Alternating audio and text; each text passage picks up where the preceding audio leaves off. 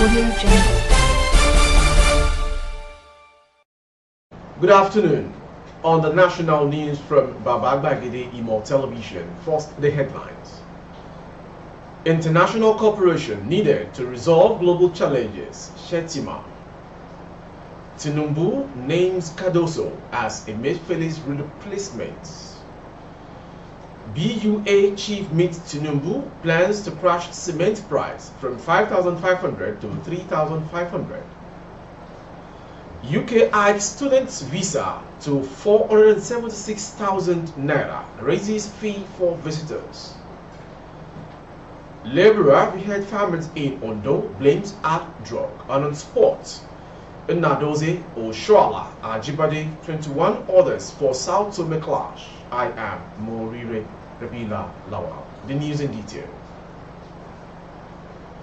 Vice President Kashim Shettima has emphasized the need for cooperation among world leaders in order to maximize opportunities of resolving the challenges facing the world. According to a statement by the Director of Information Office of the Vice President Olushola Abiola, Shettima said this Friday in his address to world leaders at the ongoing G77 plus China Leaders Summit at the Paris Convention, Havana, Cuba. We must always remember the cooperation is our compass and most realistic path towards maximizing the opportunities and resolving challenges before us, says Vice President Kashim Shettima. Vice President, speaking on an assembly of heads of state and government, the UN Secretary General Antonio Guterres, and delegates from over 100 countries from the global south, the Vice President emphasized the need to be focused, leveraging cooperation or partnership for finding realistic solutions to global challenges. We must not allow geopolitical tensions in any corner of the world to deter us from forging a collective and mutually advantageous path forward, a roadmap of shared prosperity and progress, he advised. The Vice President expressed Nigeria's commitment to tall path of partnership with member states of the G77 plus China towards addressing global challenges. He said, "Allow me to reiterate Nigeria's commitment to partnering with our fellow members nations of the G77 and China. We shall champion initiatives that harness the potential of science, technology, and innovation to confront economic challenges, particularly within the global south," he pledged. Speaking to the team, current development challenges, the role of science, technology, and innovation, the Vice President underscored the prominent role which science, technology, and innovation have always played in resolving challenges from the past to the present. Delivering a speech titled "From Pandemic to Paradigm Shift, Nigeria's Road to Reinvention," Vice President Shettima said, "Throughout history, science and technology have shaped the course of nations. The phases of the Industrial Revolution, from the first to the fourth, and from mechanization to automation, have determined the prosperity of those nations." President Bola Ahmed Tinubu on Friday appointed Dr. Olayemi Cardoso as the new governor of the Central Bank of Nigeria, replacing Folashadun Shonubi, who has headed the bank in acting capacity since the president suspended Godwin Emefiele. The special advisor to the president, media and publicity, Ajuri Ngelale, who disclosed this in a statement, said the president also nominated 4 deputy governors to the Apex Bank. The statement read, "This directive is conformity with Section 8(1) of the Central Bank of Nigeria Act 2007, which vests in the president authority to appoint the governor and 4 deputy governors for the Central Bank of Nigeria, subject to confirmation by the Senate." Furthermore, President Bola Ahmed Tinubu has approved the nomination of 4 new deputy governors of the CBN for a term of 5 years at the first instance, pending their confirmation by the Nigerian Senate as listed below. He listed the deputy governors to consist of Mrs. M.M. Usoro, Mr. Mohammed Dentijo, Mr. Philip Ikeazo, and Dr. Bala Bello. He said, in line with Tinubu's agenda, the president expected the nominees to successfully implement critical reforms at the CBN, which would enhance the confidence of Nigerians and international partners in the restructuring of the economy towards sustainable growth and prosperity for all. Tinubu on June 9 suspended Emefiele from office with immediate effect. A statement from the Director of Information, Office of the Secretary to the Government of the Federation, Willie Bassi, had said this was sequel to ongoing investigation of his office and the planned reforms in the financial sector of the economy. Emefiele was directed to immediately hand over over the affairs of his office to the Deputy Governor Operations Directorate, Shonobi, pending the conclusion of the investigations and reforms. Before this development, the remaining 3 deputy governors of the CBN were Mrs. Aisha Ahmed, Deputy Governor, Financial System Stability Directorate, Mr. Edward Adamu, Deputy Governor, Corporate Services Directorate, and Dr. Kingsley Obiora, Deputy Governor, Economic Policy Directorate 7. As of the time of filing report, their fate was not yet known. Before the arrest of Emefiele, a federal high court in Abuja in December 2022 stopped the Department of State Services from arresting him over allegations bordering on terrorism financing, fraudulent activities, and economic crimes of national security dimension. The DSS had filed a suit on December 7, 2022, seeking to arrest the CBN governor, after which Justice J.T. Soo gave the ruling, declining to grant the application for the governor's arrest on December 9, 2022.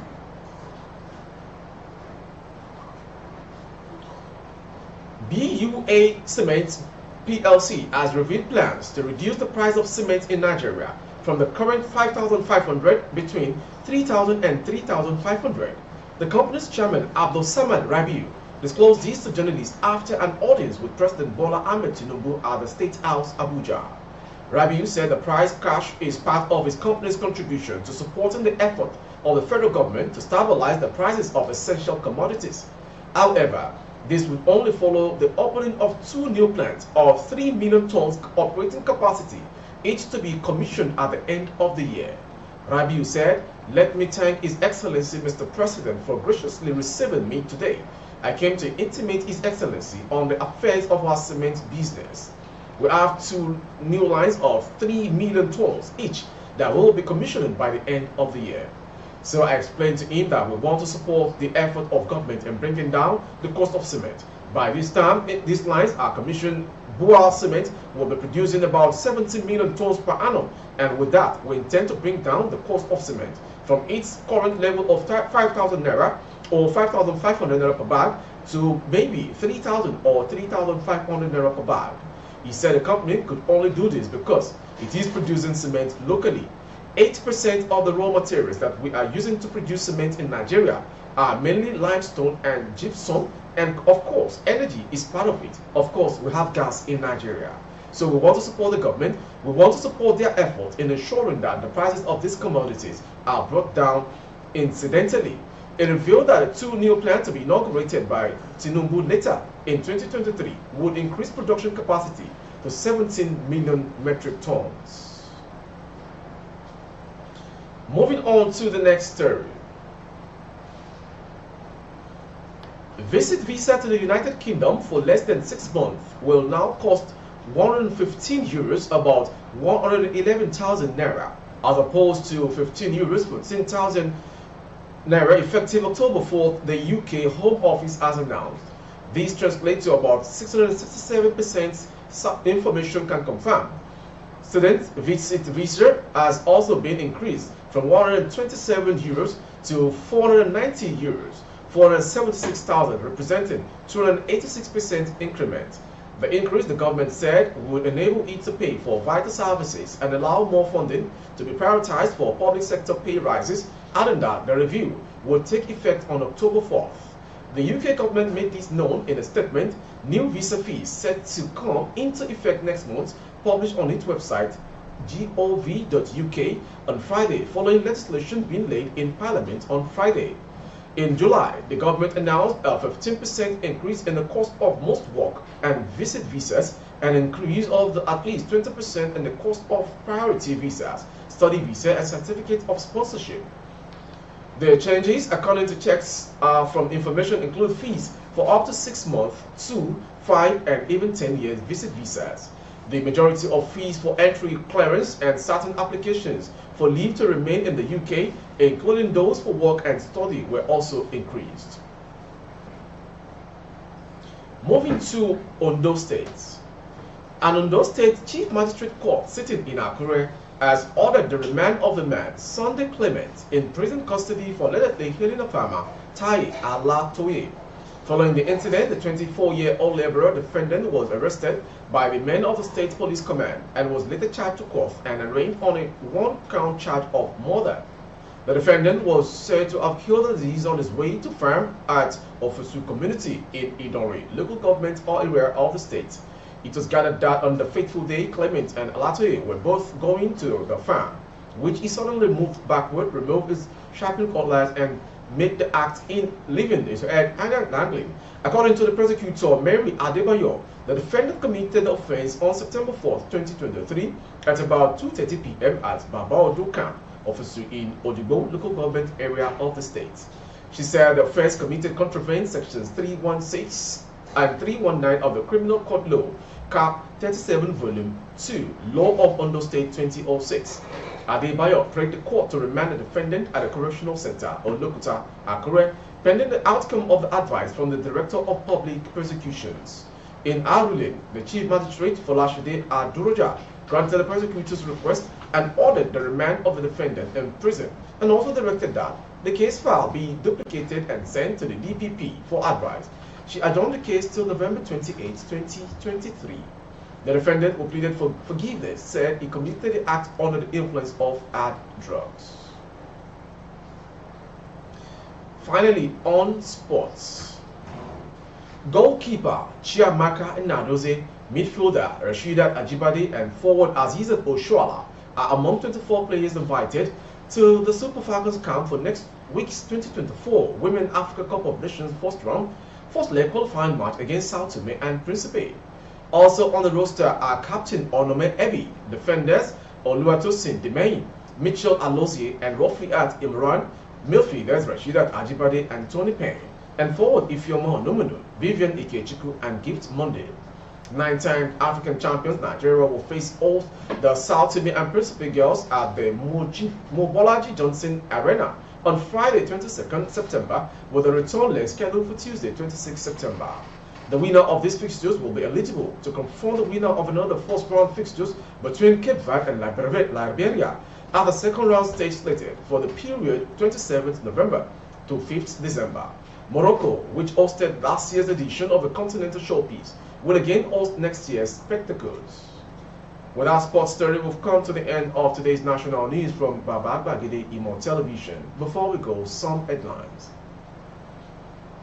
G77 Summit, international cooperation needed to resolve global challenges, Vice President Shettima. Tinubu names Cardoso as Emefiele's replacement. BUA chief meets Tinubu, plans to crash cement price from 5,500 to 3,500. And on sports, Nnadozie, Oshoala, Ajibade, 21 others set for Sao Tome clash. For updates of our broadcast on YouTube, our handle is Baba Gbagede Imo Television. Kindly subscribe and click on the notification bell. Select option all to access all of our broadcasts. On Facebook, Gbagede Imo with Alawiye Adebayo. Please like and follow the page. For ad placement of goods and services, coverage of events and functions, please dial the phone number streaming on your screen. Thank you for watching. God bless Nigeria. I am Morire Rebila Lawa. Good afternoon.